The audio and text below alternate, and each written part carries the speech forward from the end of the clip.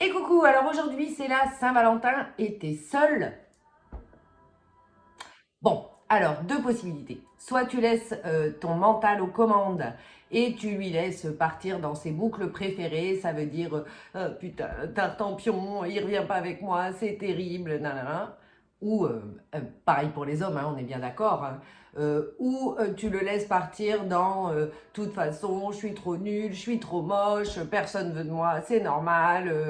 Enfin voilà. Soit tu le laisses partir dans l'autre boucle, dans plus global, genre oui, de toute façon, tous les hommes sont des enfoirés, c'est tous des coureurs de jupons, on peut faire confiance à aucun, ou pour les hommes, le type de boucle, c'est oui, toutes les femmes sont vénales, c'est des saloperies, enfin bon, je vous en passe et des meilleurs. Alors moi j'ai un petit truc à vous proposer qui est à mon sens beaucoup plus porteur en ce jour béni des dieux, n'est-ce pas? Et en tout cas censé être béni par Cupidon.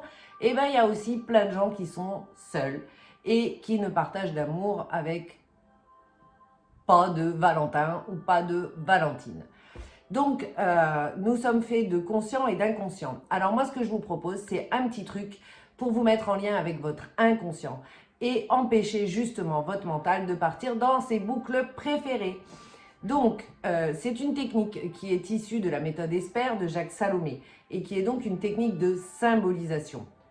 Quand dans des jours comme aujourd'hui, c'est compliqué pour vous et que votre mental vous envoie vraiment au fond de votre seau, eh bien, prenez un petit temps pour essayer d'extraire en fait, d'être en lien avec votre inconscient et d'extraire ce qui est de l'ordre de votre besoin d'amour, parce qu'on est tous des êtres différents et que évidemment nos besoins sont également différents.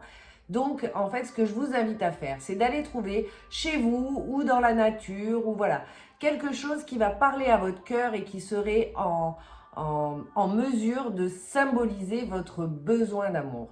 Donc, alors ça peut être n'importe quoi, hein. Ça peut être, alors je vous conseille par contre de ne pas prendre quelque chose de vivant, pas un animal, pas une plante, voilà, quelque chose de neutre. Donc, soit un objet que vous avez chez vous, soit un livre, soit un bijou, soit allez vous balader, ça va être un joli caillou en forme de cœur, enfin, tout ce qui pourrait en fait faire vibrer votre cœur en lien avec ce besoin d'amour.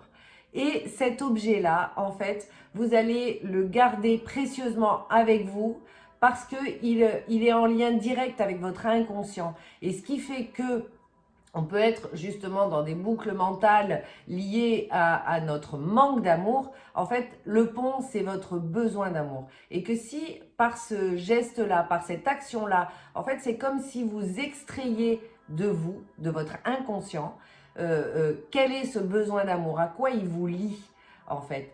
Et cette symbolisation, en fait, vous allez la garder précieusement avec vous tout le temps, à partir du moment où vous chargez cet objet de ce besoin d'amour qui était à l'intérieur de vous et qui était souffrant, et vous allez entrer en contact avec lui. Le fait de le garder tous les jours avec vous, en fait, va faire remonter, en fait, votre inconscient va repasser des infos vers votre conscient et vous dire qu'est-ce qui bloque, en fait, ce besoin, qu'est-ce qui est souffrant dans ce besoin, et par le fait, au fil des jours, vous allez alléger, alléger, alléger. Alors, il est possible que ça fasse remonter des émotionnels qui ne sont pas forcément hyper agréables, mais tant pis. Parce que là, de cette manière-là, enfin, j'ai envie de dire tant pis. Non, c'est même pas tant pis, c'est tant mieux.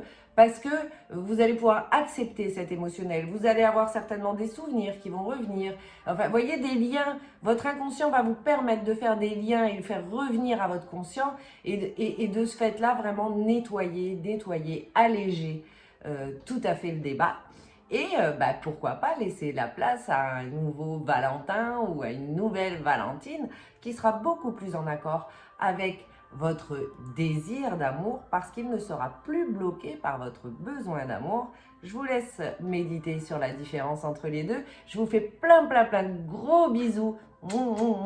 Et je vous souhaite plein d'amour dans votre vie. Et je vous dis à bientôt. Ciao, ciao!